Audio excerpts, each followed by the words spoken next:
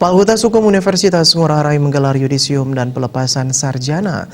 Yudisium dan pelepasan kali ini dilaksanakan secara online dan offline.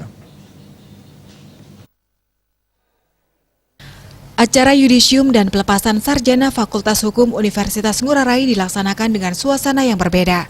Kebijakan physical distancing yang dianjurkan pemerintah menyebabkan pelaksanaan pelepasan kali ini berlangsung secara offline dan online.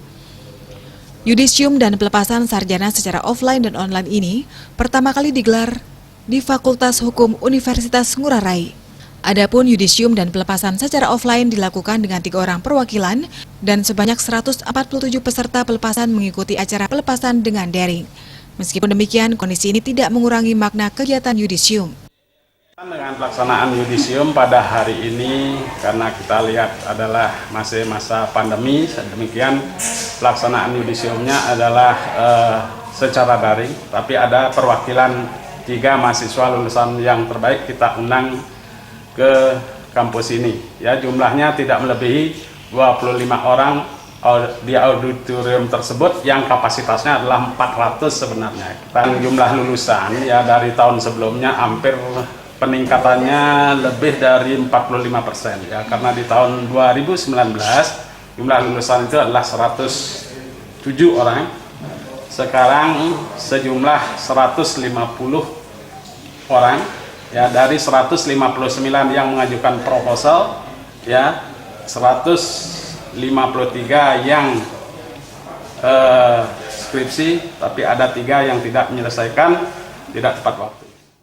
Pada kesempatan ini, keluarga besar Universitas Ngurah Rai khususnya Fakultas Hukum mengapresiasi para mahasiswa yang diyudisium dan dilepas karena telah berjuang keras dan melakukan bimbingan skripsi yang dilakukan tanpa bisa bertatap muka dengan dosen pembimbing secara langsung.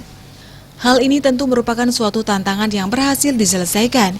Mahasiswa Fakultas Hukum yang diyudisium dan dilepas pada kesempatan ini diharapkan mampu melaksanakan nilai-nilai filosofi Trihita Karana yang menjadi visi Universitas Ngurah Rai dan Fakultas Hukum dalam menjalankan profesi di bidang hukum. Ini kepada lulusan, khususnya lulusan Fakultas Hukum Universitas Ngurah Rai, ya, karena dari lulusan ini ya, hampir 140% adalah sudah bekerja, demikian tidak hanya bekerja di sektor pemerintahan, tapi juga di sektor swasta atau juga dia sebagai wirausaha. Ya, yang 10% itu kurang lebih 15 orang, ya itulah pencari kerja atau menunggu pekerjaan. Mudah-mudahan setelah pandemi ini berakhir ya cepat ya mendapatkan pekerjaan, itu harapan kita bersama. Pada kesempatan ini, rata-rata IPK mahasiswa yang di yudisium yaitu 3,38, IPK tertinggi 3,98, dan IPK terendah 3,00.